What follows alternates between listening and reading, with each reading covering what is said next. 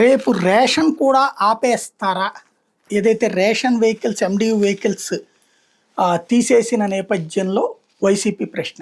YCP ఓ పథకాన్ని తెచ్చింది, తెలుగుదేశం ఆపేసి. తెలుగుదేశం అన్న క్యాంటీన్ ఓ పథకాన్ని తెచ్చింది, వైసీపీ ఆపేసి. చెల్లుకు చెల్లు ఇక్కడ, ఇందులో ఏం లేదు. జనం నాశనం అవుతారా? ఎస్. అప్పుడు దాని మీద అన్న క్యాంటీన్ల మీద డిపెండ్ అయ్యి భోజనాలు చేసేవాడు ఇబ్బంది పడ్డాడు.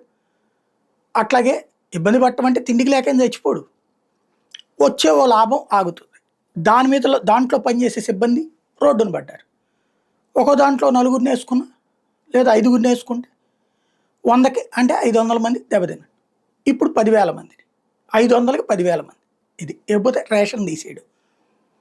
మొన్న కూడా చంద్రబాబు గారు క్యాబినెట్లో అన్నారు, కేంద్రంతో మాట్లాడతాము రేషన్కి బదులు డబ్బులు ఇచ్చేటట్టు అనేది. ఇది ఆహార భద్రత చట్టం కింద రేషన్ ఇస్తారు. ఆహార భద్రత చట్టం ఏంటంటే తిండి దొరకని పేదవాడికి అది అందుబాటులో ఉంచడం. ఎంత రేటే ఉండాలని ఏం లేదు. 20 రూపాయలకు అమ్ముతావు, 30 రూపాయలకు అమ్ముతావు, వాడు ఎంత ఎఫర్ట్ చేయగలడో ఆ రేంజ్లో తిండి ఉంచాలి. ఇది రూల్. అది సుప్రీంకోర్టు అయినా సరే అదే పాయింట్నే చెప్పింది. ఆహార భద్రత ఉండాలి.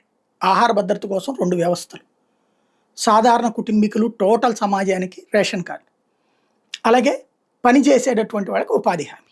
ఈ 2 పథకాలు ఎవ్వరూ ఏలుపెట్టరు, ఎవరూ తీయలేరు.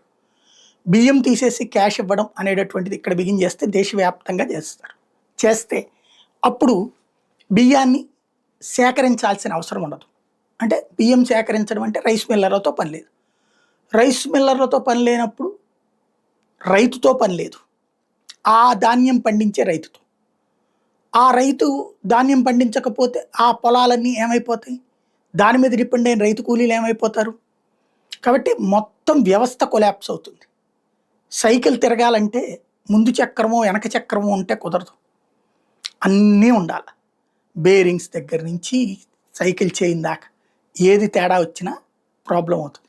కాబట్టి అది ఎవరు తీయలేరు. కాకపోతే కార్డులు తగ్గించవచ్చు. కేంద్ర ప్రభుత్వం రాష్ట్రంలో 87 లక్షల మందికి ఇస్తుంది.